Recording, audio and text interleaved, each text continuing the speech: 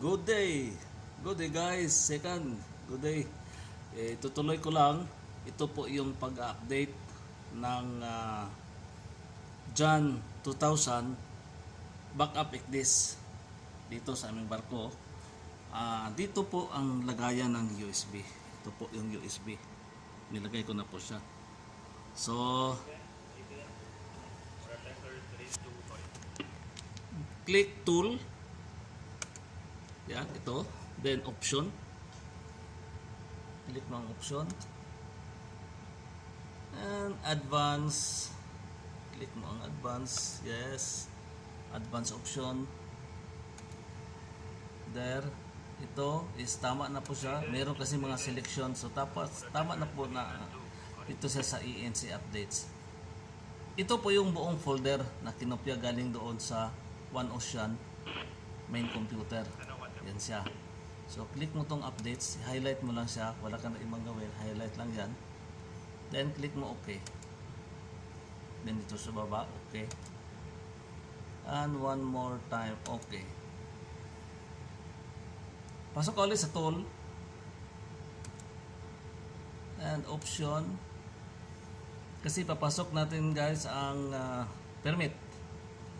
Yan, S63, ABCS, import cell permit.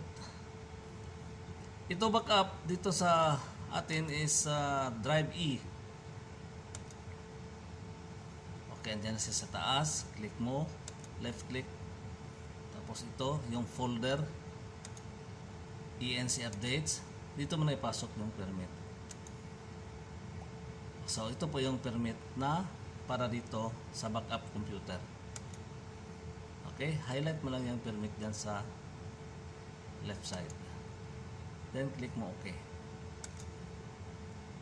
Okay, may konti, may lalabas na window. Hintayin lang. Okay, meron na, completed. So click mo yung completed. Wait for few seconds, 30 or 1 minute para hindi po siya maghang.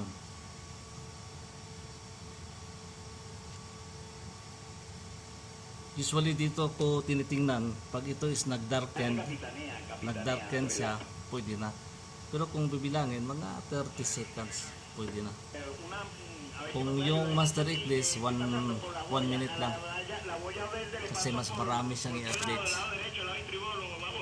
Mas maraming update sa master ECDIS kaysa dito sa backup ECDIS. Okay, click natin OK. Alright, so itong auto detect, click mo yung auto detect. Oh, sorry, nawala ko. Balik tayo sa tool, option, tapos yun nga, tama na yung kanina. Okay, cancel ko ha. Okay, salita kasi ako kaya nawala ko. So auto detect, wait for a moment. Okay, lumabas din. Pagka lumabas na yan, click mo na itong import update. Yan. Left click. Post updates of all charts in media are accepted. Click mo OK. Okay, so meron siyang 635 charts. So ito mabilis lang ito kumpara sa master, kasi sa ECDIS master ECDIS is about 6,800 something like that charts. No, magkaiba ang kanilang permit. So hintayin natin siya makatapos. Natapos din, kawayan. So click mo na yung OK. Alright, tingnan natin yung log. So siya natapos in 8 minutes only. So click mo ulit itong tool para i-update natin yung AIO, ABCS AIO.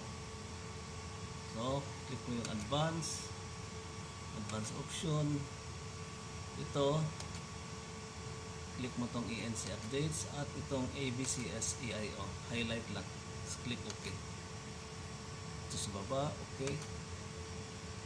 Okay.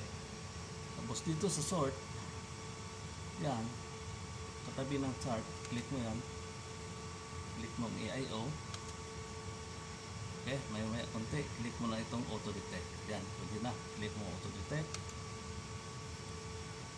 Hintayin saglit. Okay, pwede na. Click mo import update. At tatakbo na yan dito. Saglit lang. Maiksi lang naman siya. Okay, click mo okay. Tapos na tayo. Exit na. Click okay. And balik ka sa navigation and planning.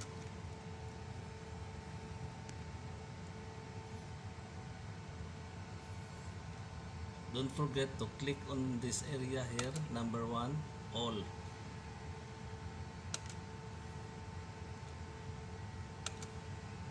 Okay. Check natin yung ENC update report.